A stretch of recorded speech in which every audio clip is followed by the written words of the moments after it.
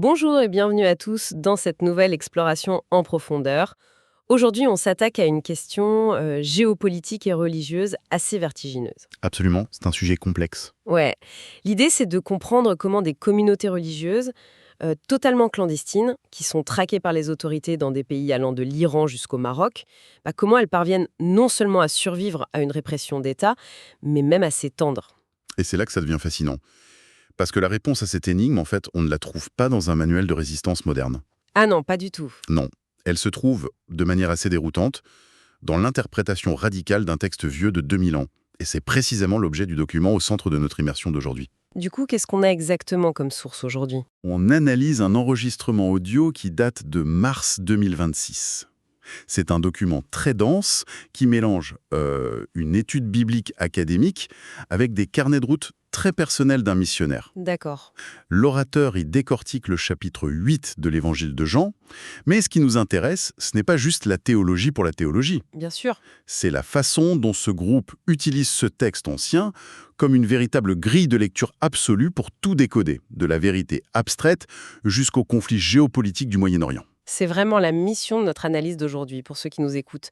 On veut entrer dans cette mécanique de pensée très spécifique. Exactement. Et il faut préciser d'emblée une chose importante pour notre public, la source contient des visions théologiques extrêmement clivantes. Ah oui, très tranché. Voilà. Il y a des critiques frontales contre d'autres religions. Notre but ici n'est absolument pas de prendre parti, ni de valider ou de condamner ces dogmes. On va observer factuellement comment ce système de croyance s'articule. C'est une analyse purement objective. Et donc, pour commencer, le point de départ de cet enregistrement nous plonge au cœur d'un affrontement presque théâtral. C'est une confrontation verbale, très tendue, entre Jésus et l'élite religieuse de l'époque, les pharisiens. C'est une scène clé. Ouais. Et Jésus lâche une phrase qui peut paraître inoffensive aujourd'hui. Il dit « Je suis la lumière du monde ». Or, la source insiste lourdement sur l'impact cataclysmique de ces deux simples mots, le fameux « je suis ». Oui, l'impact est vraiment sismique pour l'époque, parce que dans le contexte de la Judée du 1er siècle, utiliser l'expression « je suis », ça n'a absolument rien d'une tournure poétique. C'est pas juste une métaphore. Pas du tout.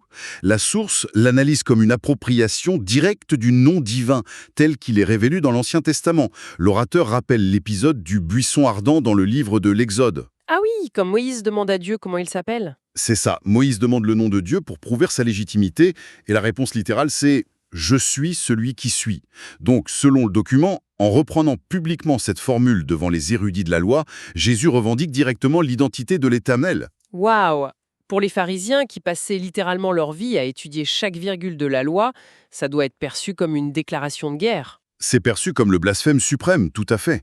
Un crime qui, selon leur loi, est passible de mort immédiate par lapidation. Ce qui fait basculer tout le conflit sur un terrain strictement juridique. Le document de l'orateur souligne que les pharisiens ont une riposte très technique. Ils l'accusent d'être autoréférent. Oui, et l'orateur note au passage avec une touche d'humour que c'est une expression très couramment employée au Chili. C'est un détail amusant, mais sur le fond, les pharisiens s'appuient sur la loi de Moïse. Un tribunal exige obligatoirement 2 témoins distincts et concordants pour qu'une déclaration soit recevable. On ne peut pas témoigner pour soi-même. Exactement, il faut 2 témoins. Mais là, la défense présentée dans la source me pose un petit problème de logique juridique. Jésus répond que les 2 témoins sont bien présents, lui-même, et le Père qui l'a envoyé. Mais enfin, utiliser Dieu le Père comme caution morale et comme deuxième témoin, c'est l'argument circulaire parfait. C'est comme si aujourd'hui, un accusé assurait sa propre défense au tribunal et disait « Ah mais mon deuxième témoin, c'est le juge suprême. C'est irrecevable. » Vous mettez le doigt sur l'impasse apparente de ce dialogue. Et c'est pour ça que la source insiste sur la nécessité de matérialiser ce témoignage invisible du Père. Comment ça se matérialise du coup ? Par des actes tangibles qui défient l'ordre naturel, les miracles. Selon l'orateur, les miracles deviennent les pièces à conviction légales. Ah d'accord. Il prend un exemple très détaillé, celui de la résurrection de Lazare. L'enregistrement insiste sur un point.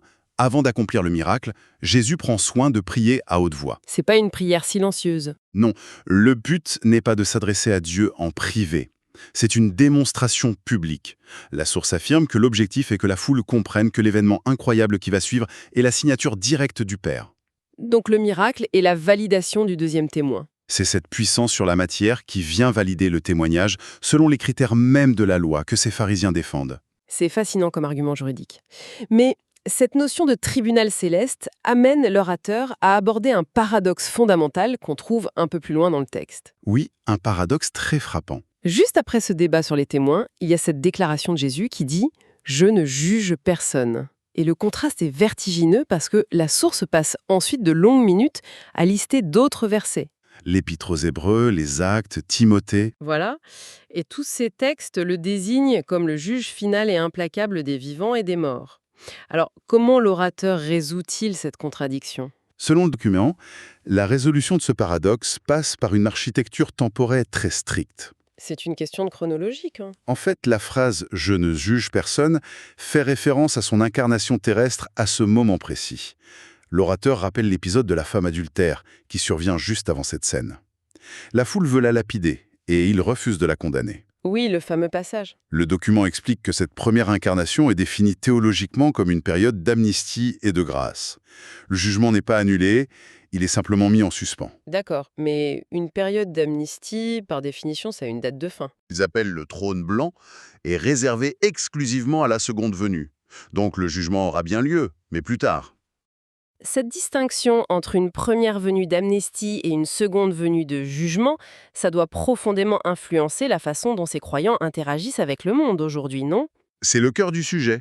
S'ils sont persuadés d'être dans une ère d'amnistie temporaire et de détenir la vérité avant la fermeture définitive du tribunal, cela explique l'exclusivité très radicale de leur doctrine face aux autres religions. C'est une transition logique. Et la source est très stricte là-dessus. En s'appuyant sur l'épître de Jean, l'orateur pose un postulat binaire. Très binaire, oui.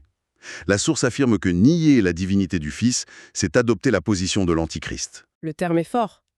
Et à partir de là, le document applique ce concept de manière très critique à d'autres groupes spécifiques, à commencer par l'islam. Oui, l'orateur consacre une partie de son analyse à l'islam.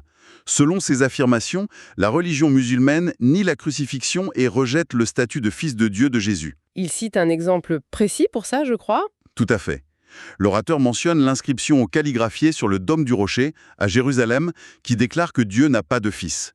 La source allègue que par cette négation, l'islam efface la notion de grâce pour revenir à une loi stricte. D'accord. Et le document va plus loin en alléguant que cela promeut in fine l'élimination de ceux qui pensent différemment.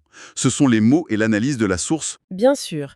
Et cette exclusivité doctrinale s'applique aussi aux témoins des Jéhovah selon l'enregistrement. Et là, ça se joue sur une nuance de vocabulaire qui paraît minime, mais qui est monumentale pour l'orateur. Oui, c'est une question d'article.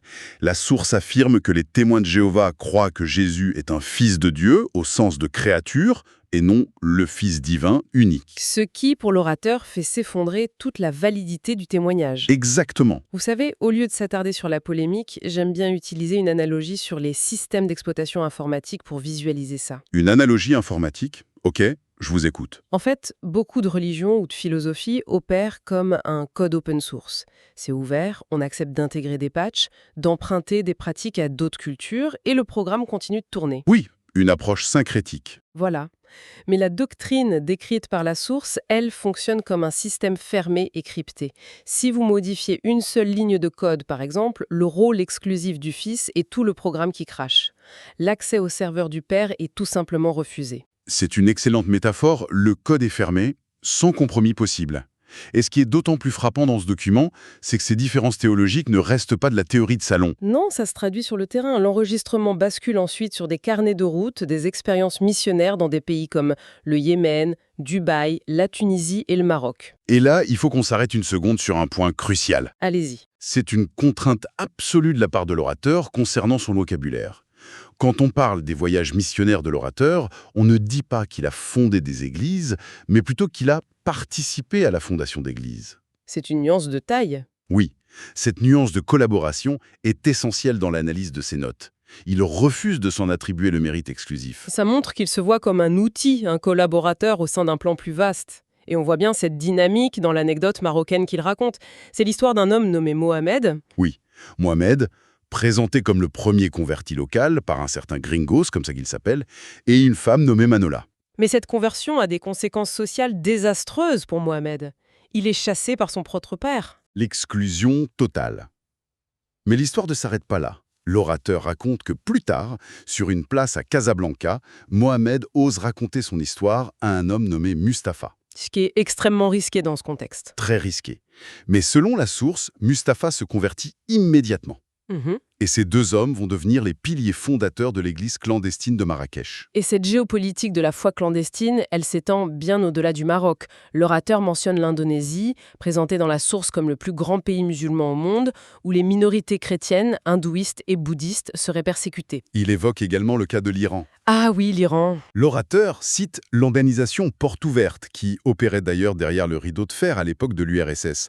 Et selon la source, malgré la surveillance, des millions d'Iraniens passeraient à la foi chrétienne via des réseaux d'églises de maisons, des églises underground. Moi, ce qui m'étonne d'un point de vue sociologique, c'est de comprendre cette dynamique. Comment se fait-il qu'une persécution sévère, au lieu d'éteindre complètement un mouvement par la peur, agisse souvent comme un accélérateur viral pour ces communautés? La pression étatique agit comme un filtre. Dans un environnement hostile, la foi superficielle disparaît. Ne restent que ceux pour qui la croyance est vitale. Et cette persécution valide, à leurs yeux, le combat cosmique entre la lumière et les ténèbres dont parle le chapitre 8 de Jean. Ce qui nous amène à une distinction intéressante que fait l'orateur entre une foi active, vitale, et une simple pratique culturelle. Et il l'applique à son analyse du judaïsme moderne. Oui, la source divise le monde juif contemporain en 3 catégories très distinctes. Lesquels? Premièrement, les orthodoxes, qui sont attachés à la loi, mais ne reconnaissent pas le Christ. Deuxièmement, les messianiques, qui croient en Jésus. L'orateur mentionne d'ailleurs qu'il est connecté avec eux sur Internet tous les dimanches. D'accord. Et la troisième catégorie? C'est la grande majorité, selon lui, les laïcs et les humanistes. Et c'est là que l'observation de la source est piquante. Elle affirme que la majorité des juifs modernes utilisent la religion uniquement pour leur identité culturelle, pour des mariages, des funérailles ou des fêtes comme Hanouka, la Pâques et Pourim. Et le détail fascinant tiré de la source concerne justement la fête de Pourim. Ah oui, Pourim. Ça célèbre la victoire de la reine Esther et de Mardoché contre Haman, n'est-ce pas C'est ça. Aman était un vizir perse qui voulait exterminer les Juifs. Et la source fait un parallèle géopolitique direct et sans équivoque entre cette ancienne menace perse et la guerre actuelle impliquant l'Iran. Puisque l'Iran est l'héritière de la Perse. Exactement. L'orateur superpose le texte biblique à l'actualité brûlante. En rebondissant sur cette différence entre une foi de survie et une foi culturelle, ça me fait penser à une métaphore. C'est comme la différence entre préserver une langue ancienne juste pour réciter des poèmes lors de cérémonies et parler couramment cette langue pour survivre au quotidien. C'est très bien vu. Mais pour les églises clandestines en Iran ou au Maroc, c'est un langage de survie immédiat. Et face à ce monde hostile, rempli de guerres et de persécutions, comment trouve-t-il la paix? L'orateur ramène finalement toute son exploration au texte de Jean 8, À quel verset en particulier? à l'idée que son heure n'était pas encore venue. Dans l'Évangile, la foule ne peut pas arrêter Jésus parce que son chronomètre est divinement contrôlé. Et la source applique cette protection absolue aux auditeurs d'aujourd'hui. Donc, une sécurité totale basée sur le temps divin. Voilà. L'orateur cite le psaume 31, « Mes temps sont dans ta main », ou le prophète Zacharie, qui décrit Dieu comme une muraille de feu. Selon la source, Dieu connaît et compte même les cheveux sur la tête de chaque individu. Le malin ne peut tout simplement pas les toucher avant l'heure. Je dois avouer que ça soulève une contradiction intellectuelle fascinante pour moi. Laquelle? La source cite aussi le psaume 139 qui dit que tous les jours de ma vie sont écrits dans ton livre. Si on croit vraiment que rien n'arrive avant l'heure prévue, comment on réconcilie cette certitude absolue avec la prudence humaine? C'est la grande question du libre arbitre. Ouais, est-ce qu'il regarde quand même avant de traverser la rue? Comment on gère le quotidien si tout est déjà écrit? Selon la cohérence interne du groupe, cette certitude n'exclut pas la sagesse. L'orateur ne prône pas une imprudence suicidaire. Prendre des précautions pour une église souterraine, c'est utiliser la sagesse donnée par l'esprit. La croyance au chronomètre divin sert surtout à éliminer l'angoisse paralysante, pas à supprimer la responsabilité. C'est une subtilité psychologique très puissante. En tout cas, si on résume un peu le chemin parcouru aujourd'hui, c'est un voyage incroyable. Oui, on a démarré avec un débat juridique antique sur la lumière et la règle des 2 témoins. Puis on a traversé les paysages des églises clandestines en territoire hostile. Pour finir sur cette doctrine très intime de réconfort et de protection absolue face à l'incertitude du monde. C'est une mécanique de pensée complète. Ce qui me laisse avec une réflexion finale pour ceux qui écoutent, une question provocatrice à méditer.